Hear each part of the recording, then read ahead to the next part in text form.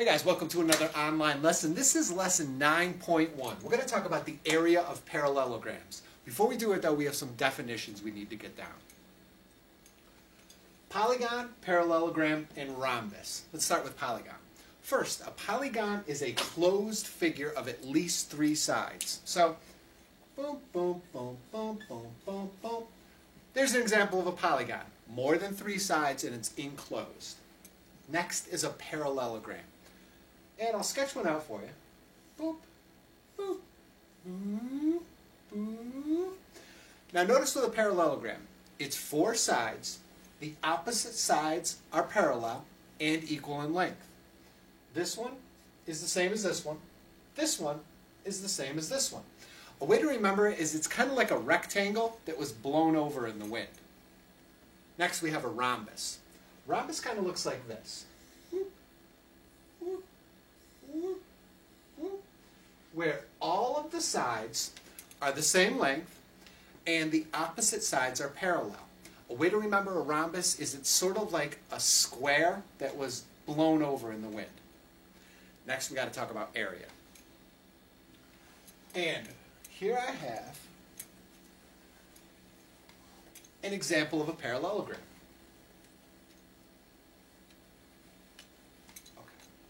First, we need to get down a formula. Be sure to put this in your notes. We're going to use this all the time during our Chapter 9. The formula. Area equals base times height. Now, also in your notes, write down that A equals area. B stands for base. And H stands for height. Perfect.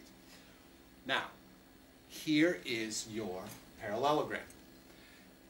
The base could be this part or this part.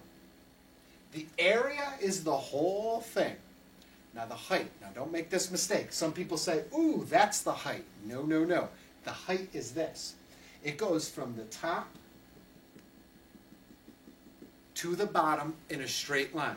So just wherever the bottom can connect to the top in a straight line, that is the height. Let's try a couple examples. Okay, here I have a parallelogram.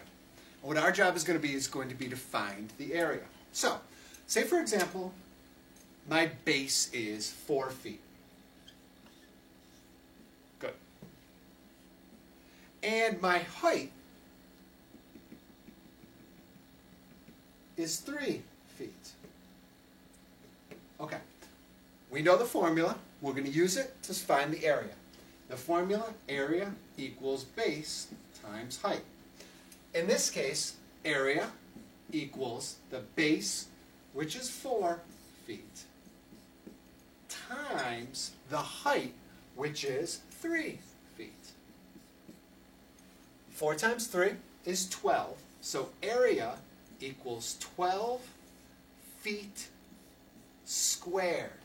It's important to include that 12 feet squared thing because what you're really doing is you're just multiplying 4 feet times 3 feet, put it together for feet squared. So the answer, area equals 12 feet squared.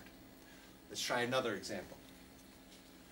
You could come across problems like this, where instead of finding the area, we're actually going to have to find the missing dimension. So, remember our formula. Area equals base times height. So first off, let's look at what we're given. What we're given here, oh, we know what the area is. The area equals 45 inches squared. We don't know what the height is. That's a question mark. Ooh, but my base equals 9 inches. My height, we don't know the height. We can use this information. Just plug in what you know into the formula. So here, I have my area is 45. 45 inches squared equals my base, my base is 9 inches, 9 inches, times my height. We don't know what the height is. We got to figure it out. Times h. We know how to solve this. It's just like solving for equations. 45 equals 9 times h.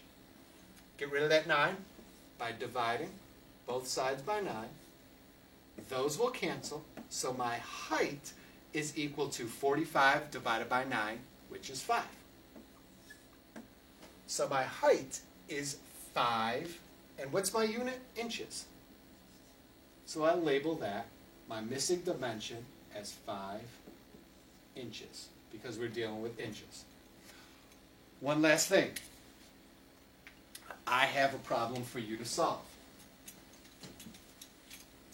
So in your notes, what I want you to do is try to find the area. Now, the only thing you need for area is the base times the height. Don't get confused by other numbers on the side. Have your notes. If you have any questions, bring them to class. We'll see you in class. Hulk Hogan!